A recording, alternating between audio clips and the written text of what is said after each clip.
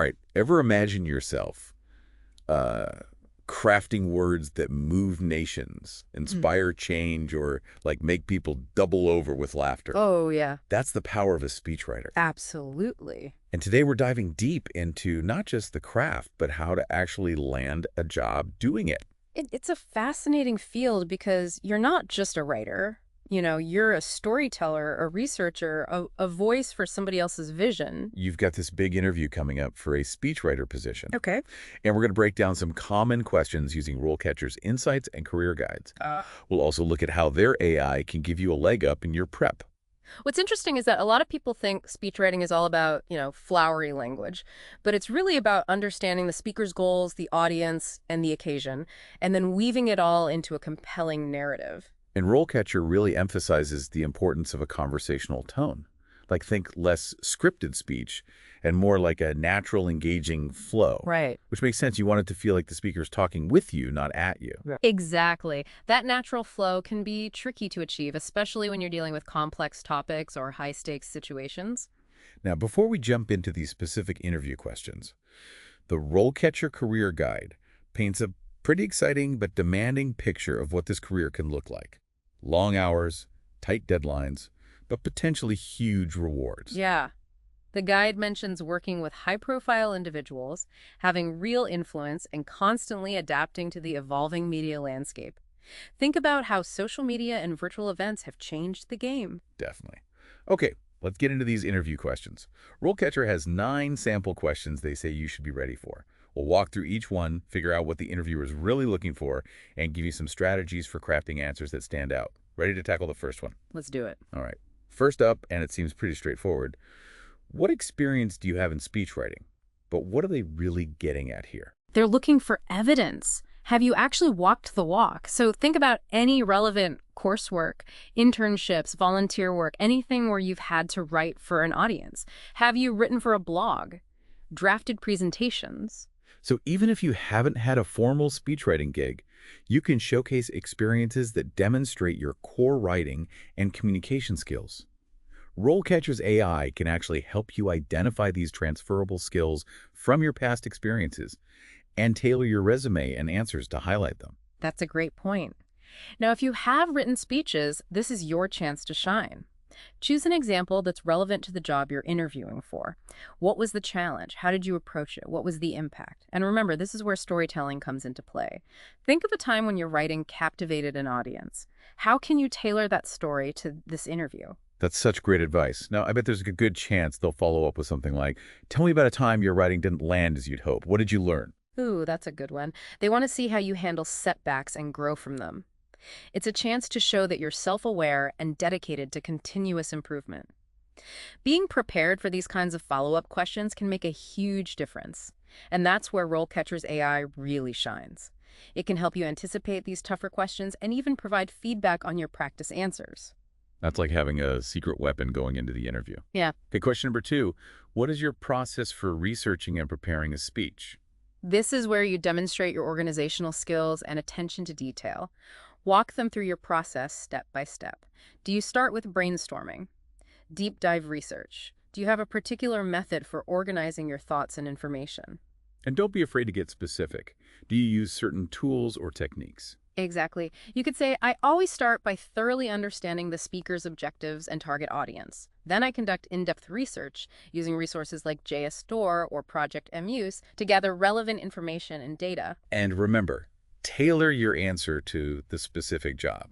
So if it's a political speechwriter position, you might mention your familiarity with legislative processes or experience analyzing polling data. Absolutely. And if you're prepping for different types of speechwriting roles, RoleCatcher's AI can analyze those job descriptions and help you adjust your answers accordingly. It's like having a custom-tailored prep guide for every interview.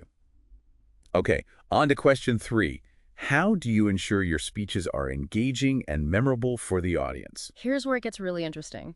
You need to show off your creativity and understanding of what makes a speech truly connect. So what are some techniques that make a speech stick? The RoleCatcher Guide emphasizes storytelling, which is such a powerful tool. Can you weave a narrative that pulls the audience in? Also, think about using vivid imagery, metaphors, and maybe even humor when appropriate. The key is to be authentic. What techniques feel natural to you? I love that. It's about finding your own voice as a speechwriter. But don't just tell them what you do. Give them a specific example. Instead of just saying, I use storytelling, you could say, in a recent speech I wrote for university commencement, I incorporated a personal anecdote about overcoming adversity which resonated deeply with the graduating students. That's a perfect example. And you can use RoleCatcher's AI to get feedback on these types of examples, ensuring they're impactful and relevant to this specific job. That's so helpful. Okay, question number 4 is about handling feedback and changes requested by the speaker or client. So how do you strike that balance between staying true to your vision and meeting the speaker's needs? It's all about clear communication and understanding the why behind the feedback. You could say, I always welcome feedback as an opportunity to improve my work. I actively listen to the speaker's concerns and strive to understand their perspective. And if you've had a situation where you had to significantly revise a speech based on feedback, share that story. What did you learn from it? Definitely. They might even follow up with, tell me about a time you disagreed with feedback on your work. How did you handle it? Ooh, that's a tough one, but it's a great opportunity to show your diplomacy and professionalism. And speaking of tricky questions, before we dive into the next one, let's touch on how RoleCatcher's AI can help you practice these tougher scenarios and refine your responses. It's like having a personal coach in your pocket. Absolutely. The AI can analyze your responses and provide feedback on your tone and delivery, helping you project confidence and handle those curveballs with grace. Okay, ready for question number 5.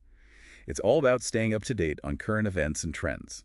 How do you stay current on events and trends that might impact your speechwriting? This is where you demonstrate your intellectual curiosity and commitment to staying relevant. It's about more than just skimming headlines. Show them you're engaging with thought leaders, attending industry events, maybe even taking online courses. The RoleCatcher Guide mentions social media as an increasingly important tool for speechwriters. Are you following relevant accounts, participating in discussions? It shows you're genuinely interested in the field. Be specific. Name drop publications, podcasts, experts you follow. And think about how those sources can inform your understanding of the specific role you're interviewing for. You can use RoleCatcher to see how those interests align with the job description and highlight them in your answers. It's like connecting the dots between your passion and their needs. Okay, we've covered 5 of the 9 questions. Want to take a break and come back for the rest? Yeah, let's jump right back in. Perfect, because we've got 4 more questions to unpack from RoleCatcher's Guide. And this next one gets right to the heart of the speechwriter's juggling act. It is, how do you manage your time and prioritize tasks when working on multiple speeches or projects at once? This is a classic interview question, but it's especially crucial for speechwriters. You're often working under tight deadlines with multiple stakeholders, and things can change on a dime. So how do you show you can handle that pressure? Right. It's like organized chaos sometimes. Exactly. First, showcase your organizational skills. Do you use a project management system? Do you break down big tasks into smaller steps? Be specific here. Don't just say, I use a to-do list. Talk about the actual tools and techniques you rely on. So instead of to-do list, it's, I use Trello and Google Calendar to manage projects and deadlines, and I schedule regular check-ins with clients. Perfect. Now, the second part of this question is all about prioritization. When you're juggling multiple demands, how do you decide where to focus your energy? Okay, so it's demonstrating those critical thinking skills. Explain your process for figuring out what's urgent versus important. Right. Do you use a specific framework? And be ready with a real-world example. Tell them about a time you had to prioritize competing tasks and how you made those tough decisions. So you might say, when I'm facing multiple deadlines, I clarify expectations with each stakeholder, then prioritize tasks based on impact and urgency, using the Eisenhower matrix as my guide. That's a really strong approach. It shows you're not just reacting, you're strategically managing your workload. Now, question number 7 shifts gears a bit. It asks, how do you adapt your writing style to different audiences or industries? Ah, yes. This is where you get to prove you're not a one-trick pony. A speech for a tech conference is a whole different beast than one for a political rally. Absolutely. So how do you show you can tailor your writing to fit the specific context?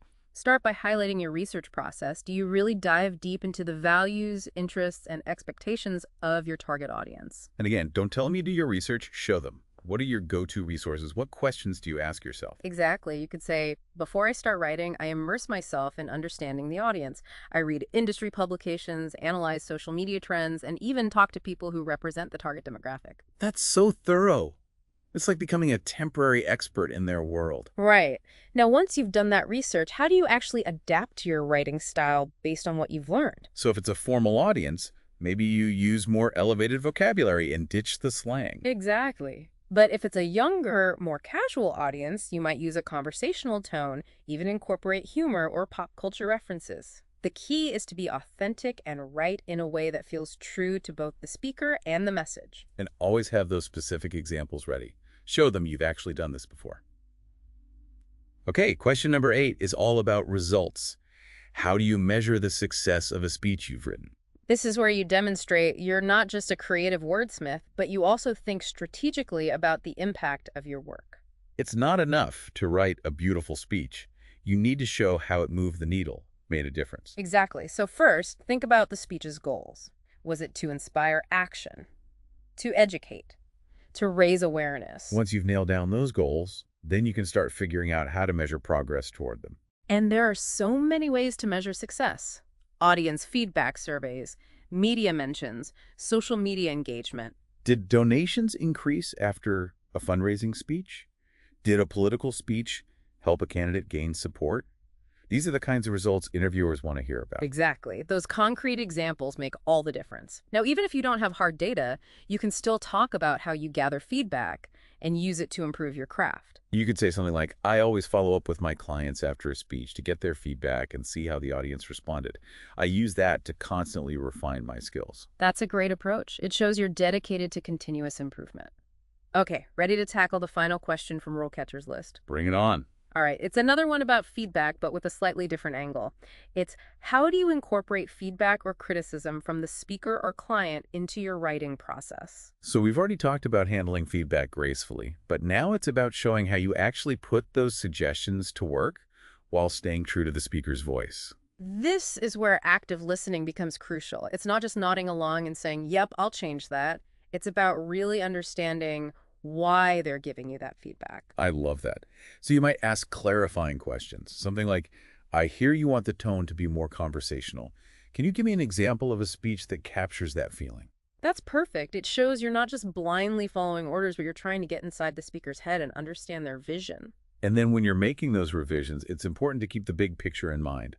How do those tweaks affect the overall flow and impact of the speech? Right. Sometimes a small change can throw off the entire rhythm.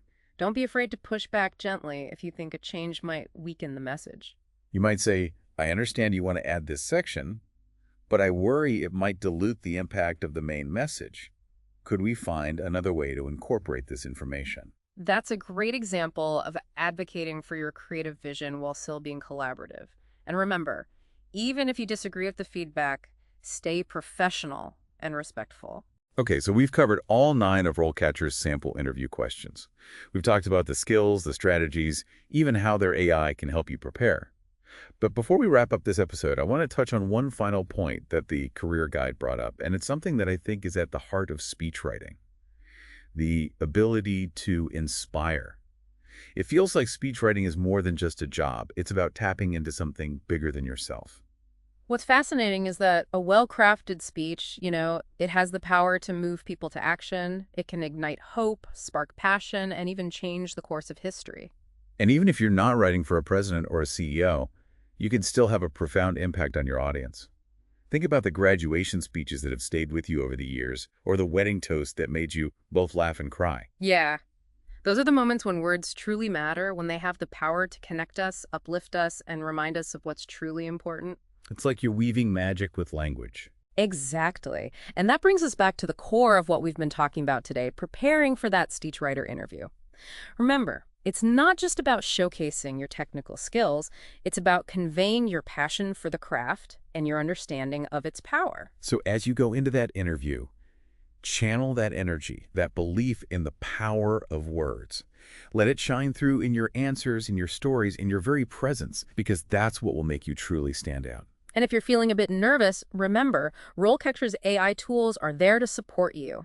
They can help you analyze the job description, tailor your answers to specific roles, even practice your delivery. It's like having a whole team of speechwriting experts in your corner helping you put your best foot forward. So to all our aspiring speechwriters out there, keep writing, keep practicing, and never stop believing in the magic of your words. And who knows, maybe one day we'll be analyzing your speeches on this very deep dive. That's a goal worth striving for. Until next time, keep diving deep.